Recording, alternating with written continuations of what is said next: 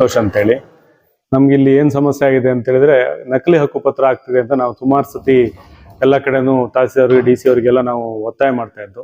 ಈ ಪರಿಸ್ಥಿತಿ ನನಗೆ ಬಂದಿದೆ. ನನ್ನ ಕುಟುಂಬಕ್ಕೆ ಸೇರಿದಂತ 185ನೇ ಸರ್ವೆ ನಂಬರ್ ಅಲ್ಲಿ ಪೂರ್ಣ 4 ಎಕರೆ 21 ಗುಂಟೆ 15 ಗುಂಟೆ ಖರಾಬು ಪೂರ್ಣ ನಮ್ಮ ಕುಟುಂಬದ ಒಡೆತನದಲ್ಲೇ ಇದೆ.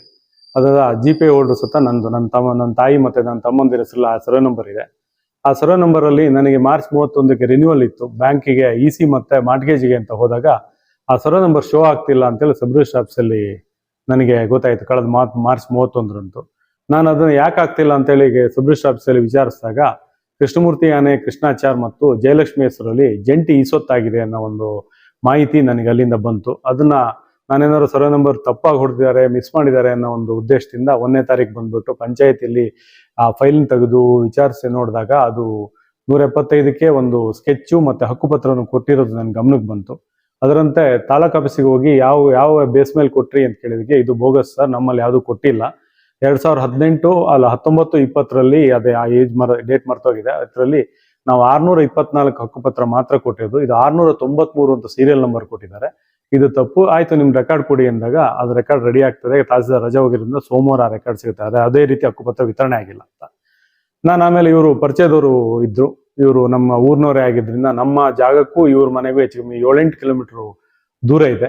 ಅವ್ರನ್ನ ಕರೆದು ಯಾಕೆ ಆಚಾರ್ಯ ಏನ್ ಮಾಡಿದ್ರಿ ಅಂತ ಕೇಳಿದಾಗ ಅವರು ನಾವು ಇಂತಲ್ಲಿ ಕೊಟ್ಟಿದ್ದು, ಅದು ಒಬ್ಬರ ಹತ್ರ ಕೊಟ್ಟಿದ್ದು, ಅದು ಅವರೇ ಹೇಳ್ತಾರೆ, ನಾನು ಹೇಳಕ್ಕಿಂತ ಅವರೇ ಹೇಳ್ತಾರೆ. ಅವರು ನಮ್ಮ ಹತ್ರ 38,000 ರೂಪಾಯಿ ದುಡ್ಡು ತಗೊಂಡು ನಮ್ಗೆ ಹಕ್ಕುಪತ್ರ ಈಸೊತ್ತು ಎಲ್ಲ ಮಾಡಿಸ್ಕೊಟ್ಟಿದ್ದಾರೆ.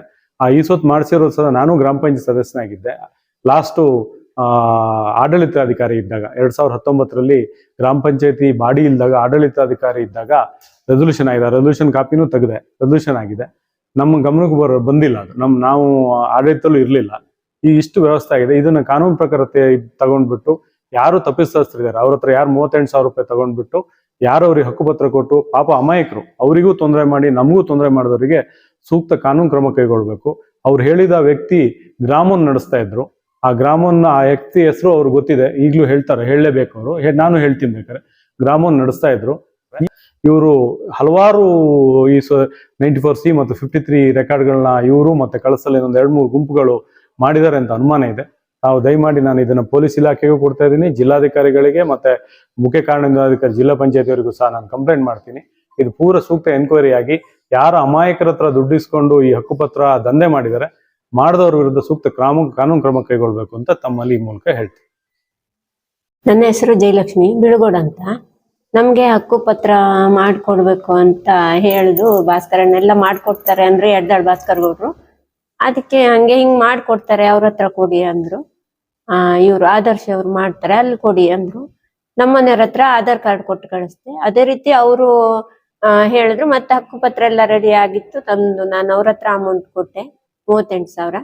ಅವ್ರು ರೆಡಿ ಮಾಡಿ ಇಟ್ಟಿದ್ರು, ಈ ಸುತ್ತು ಎಲ್ಲ ಆಗಿತ್ತು, ತಂದು ಕೊಟ್ರು. ನಮಗೆ ಏನು ಗೊತ್ತಿಲ್ಲ, ನಮ್ಗದು ಹೆಂಗೆ ಏನು ಅಂತ ನಮ್ಗೆ ಗೊತ್ತಿಲ್ಲ. ಇಲ್ಲ, ನಮ್ಗೆ ಅದು ಯಾವ್ದು ಗೊತ್ತಿಲ್ಲ. ಮೊನ್ನೆ ಕೇಳಷ್ಟೊತ್ತಿಗೆ ಗೊತ್ತು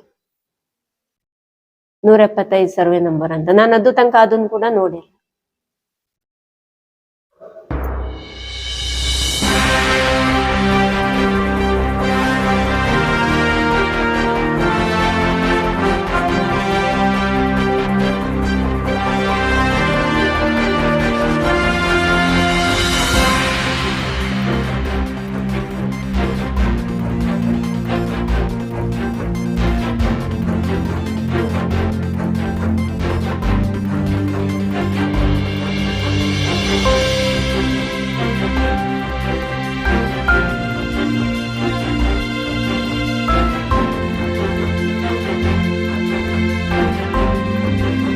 ಈಗ ಹಕ್ಕುಪತ್ರ ಬಗ್ಗೆ, ನಕಲಿ ಬಗ್ಗೆ ನಿಮ್ಮ ಬಗ್ಗೆ ಒಂದು ಆರೋಪ ಇದೆ ಸರ್, ಇದ್ರ ಬಗ್ಗೆ ನಿಮ್ಮ ಈ ಹಕ್ಕುಪತ್ರ ನಕಲು ಬಗ್ಗೆ ನಂಗೆ ಏನು ಗೊತ್ತಿಲ್ಲ. ಮತ್ತೆ ಆಪಾದನೆ ಮಾಡಿ ಪಾರ್ಟಿ ಆಪಾದನೆ ಮಾಡಿಸ್ತಿರೋ ವ್ಯಕ್ತಿ, ಆಪಾದನೆ ಮಾಡಿಸ್ತಿದಾರಲ್ಲ ವ್ಯಕ್ತಿ, ಅವ್ರು ನಂದು ವೈಯಕ್ತಿಕ ದ್ವೇಷ. ನಮ್ಗೆ ಅವರಿಗೆ ಸ್ವಲ್ಪ ವೈಯಕ್ತಿಕವಾಗಿ ಆಗ್ತಿಲ್ಲ. ಆ ವಿಷಯ ಹಿಡ್ಕೊಂಡು ಮತ್ತೊಂದು ಈಗೇನು ಆ ಪಾಪ ಅಮಾಯಕರು ಇದ್ದಾರೆ ಅವ್ರ ಹತ್ರದಿಂದ ನನ್ನ ಮೇಲೆ ಕೇಸ್ ಕೊಡ್ಸೋಕೆ ಟ್ರೈ ಮಾಡ್ತಾ ಇದ್ದಾರೆ. ನನ್ನ ಹೆಸರನ್ನ ಹಾಳು ಮಾಡಬೇಕು, ನನಗೆ ತೇಜೋವಧೆ ಮಾಡಬೇಕು ಅಂತ. ನಾನು ಇದನ್ನ ಕಾನೂನಾತ್ಮಕವಾಗಿ ಇದನ್ನ ಏನುಂಟು ಕಾನೂನಲ್ಲಿ ಅವಕಾಶಗಳುಂಟು ಅದರಲ್ಲೇ ನಾನು ಹೋರಾಟ ಮಾಡ್ತೀನಿ. ಅವರಿಗೆ ಕಾನೂನಲ್ಲಿ ಉತ್ತರ ಕೊಡ್ತೀನಿ, ಕಾನೂನಾತ್ಮಕವಾಗಿ ನ್ಯಾಯಾಲಯದಲ್ಲಿ ಉತ್ತರ ಕೊಡೋಕ್ಕೆ ನಾನು ರೆಡಿ ಆಗಿದ್ದೀನಿ. ಈಗ ಅಂದ್ರೆ ಕೆಲವೊಂದು ಆರೋಪ ಮಾಡ್ತಿದ್ರೆ ನೀವೇ ಅದು ನಕಲಿ ಹಕ್ಕುಪತ್ರ ಎಲ್ಲ ಮಾಡ್ಕೊತೀರಿ. ಅದು ಸರ್ ಅದನ್ನೆಲ್ಲ ಕಾನೂನಲ್ಲೇ ನೋಡ್ಕೊಂತೀವಿ. ಯಾಕಂದ್ರೆ ಸುಮ್ಮನೆ ಅವ್ರು ಹೇಳ್ತಿದ್ದಾರೆ, ಆಪಾದನೆ ಮಾಡ್ತಿದ್ದಾರೆ, ನಾವು ಅವ್ರ ಬಾಯಿ ಮುಚ್ಚೋಕ್ಕಾಗಲ್ಲ. ಎಲ್ಲ ಕಡೆ ಹೋಗಿ ಹೇಳೋರು ಹೇಳ್ತಾನೆ ಇರ್ತಾರೆ. ನಾವೇನ್ ಮಾಡೋಣ, ಕಾನೂನಲ್ಲಿ ಏನಿದೆ ಅವಕಾಶಗಳು ಕಾನೂನಾತ್ಮಕವಾಗಿ ನಾವು ಹೋರಾಟ ಮಾಡಕ್ಕೆ ರೆಡಿ ಇದ್ದೇನೆ. ನಿಮ್ ಬಗ್ಗೆ ಪ್ರಕರಣ ಕೂಡ ದಾಖಲು ಮಾಡ್ತೀನಿ ಅಂತ ಆರೋಪ ಇದೆ. ಮಾಡ್ಲಿ, ಅದಕ್ಕೆ ಕಾನೂನಲ್ಲೇ ನೋಡ್ಕೊಳೋಣ. ಕಾನೂನಲ್ಲಿ ಅವರಿಗೆ ಕಾನೂನಿದೆ, ನಂಗೂ ಕಾನೂನಿದೆ. ಅದ್ರ ಮುಖಾಂತರ ನಾವು ಹೋರಾಟ ಮಾಡಕ್ಕೆ ರೆಡಿ ಆಗ್ತಿದ್ದೀನಿ. ಕೃಷ್ಣಮೂರ್ತಿ ಅಂತ ಅವ್ರ ಹತ್ರ ಇದು ಅವ್ರು ಹೇಳಿದ್ರು ಅಂತೇಳಿ ನಾವು ಆಧಾರ್ ಕಾರ್ಡ್ ಅಲ್ಲಿ ತಂದು ಕೊಟ್ಟಿದ್ದವ್ರು. ಭಾಸ್ಕರ್ ಹಿಂಗೆ ರೆಕಾರ್ಡ್ ಅಲ್ಲಿ ಮಾಡ್ಕೊಡ್ತಾರೆ ಅಂತ ಹೇಳಿ ಅವರು ತಂದು ಕೊಡಕ್ಕೆ ಹೇಳಿದ್ರು, ಆದೇಶ ತಂದು ಕೊಡಕ್ಕೆ ಹೇಳಿದ್ರು. ಅವರು ಮತ್ತೆ ಇದು ರೆಕಾರ್ಡ್ ಮಾಡ್ಕೊಡ್ತೀವಿ ಅಂತೆಲ್ಲ ಹೇಳಿ ನಮ್ಗೆ ಇಷ್ಟು ದುಡ್ಡು ಎಲ್ಲ ತಗೊಂಡ್ರು. ಅವರು ಇವತ್ತು ಈ ತರ ಆಗಿದೆ. ಏನಂದ್ರೆ ಅವರು ನಿಮಗೆ ದಾಖಲೆ ಸಿಕ್ಕ ಅದು ರೆಕಾರ್ಡ್ಸ್ ಎಲ್ಲ ಬಂತಲ್ಲ, ರೆಕಾರ್ಡ್ಸ್ ನೋಡಿದ ಮೇಲೆ ಅದು ಏನ್ ಗೊತ್ತಾಯ್ತು ಫೇಕ್ ಅಂತ ಹೇಳಿ ಅವ್ರು ಹೇಳ್ತಾರೆ. ಈಗ ನಿಮ್ಗೆ ಜಾಗದ್ದು ಹಕ್ಕುಪತ್ರ ಎಲ್ಲ ಇದೆಯಲ್ಲ, ಈ ಸೊತ್ತೆಲ್ಲ ಅದೆಲ್ಲ ಫೇಕ್ ಅಂತ ಹೆಂಗ್ ಗೊತ್ತಾಯ್ತು? ನಮಗ್ ಗೊತ್ತೇ ಇಲ್ಲ. ಮೊನ್ನೆ ಇವ್ರು ಕಾಲ್ ಮಾಡಿ ಹೇಳಿದ್ರು, ನಮ್ಮ ಸರ್ವೆ ನಂಬರ್ ಅಲ್ಲಿ ನಿಮಗೆ ಇದು ಈ ಸುತ್ತಾಗಿದೆ, ಅದೇನ್ ಮಾಡ್ಕೊಂಡ್ರಿ ಅಂತ ಹೇಳಿದ್ರು. ಅದಕ್ಕೆ ನಮಗ್ ಗೊತ್ತಿಲ್ಲ ಅಂದೆ. ಮೊನ್ನೆ ತನಕನೂ ನಮ್ಗೆ ನಿಜವಾಗ್ಲೂ ಗೊತ್ತಿಲ್ಲ. ನಿಮ್ಮ ಹೆಸರು? ಜಯಲಕ್ಷ್ಮಿ.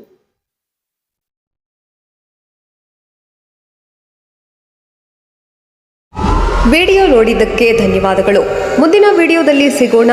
ಕ್ಷಣ ಕ್ಷಣದ ಸುದ್ದಿಗಾಗಿ ವೀಕ್ಷಿಸಿ ನ್ಯೂಸ್ ಕರ್ನಾಟಕ, ಸದಾ ನಿಮ್ಮ ಜೊತೆ.